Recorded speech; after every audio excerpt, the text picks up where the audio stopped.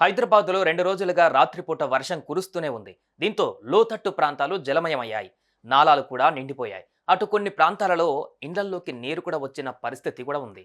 ఈ క్రమంలో పాతబస్తీలోని నాలాలో మొసలి ప్రత్యక్షమైంది. దీంతో జనం ఒక్కసారిగా ఉలిక్కిపడ్డారు.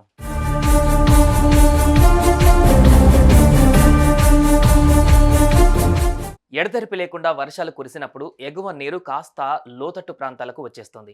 దీంతో వెళ్లవలసిన నీరు వెళ్లకుండా ఇండ్లల్లోకి వచ్చి చేరుతుంది. ఇలాంటి ఘటనలు చాలానే చూసాం. తాజాగా విజయవాడలో కూడా ఇదే జరిగింది. ఇండ్లల్లోకి నీరు వచ్చి చేరాయి. ఆ నీరు వెళ్లిపోయేటప్పటికీ కాలనీల్లోని ఇండ్ల పరిస్థితి మాత్రం దయనీయంగా మారింది.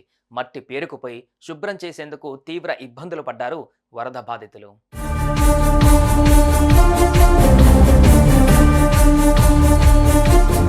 ఇక వర్షాలు కురిసినప్పుడు ముసళ్ళు, పాములు రావడం చూసే ఉంటాం. తాజాగా హైదరాబాద్ పాత బస్తీలో కూడా అదే జరిగింది. జనావాసాల మధ్య ఓ ముసలి ప్రత్యక్షమవ్వడం కలకలంగా మారింది.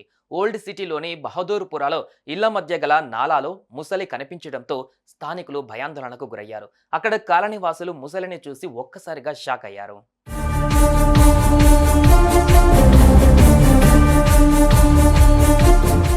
ముసలి కదలికలను తొలుత స్థానికులు గుర్తించారు. ముందు షాక్కి గురయ్యారు. ఆ తర్వాత అమ్మో ముసలి అని భయభ్రాంతులకు గురయ్యారు.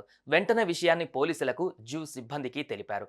రంగంలోకి దిగిన జూ సిబ్బంది ముసలిని పట్టుకున్నారు. దీంతో ప్రజలు ఊపిరి పీల్చుకున్నారు.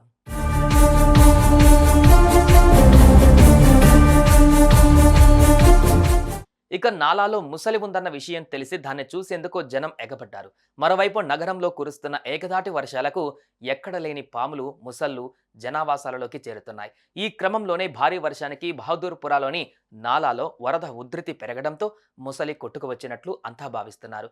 ఏదేమైనా నగరంలోని నాలాలో ముసలి కనిపించడం ఒక్కసారిగా అలజడి రేగింది.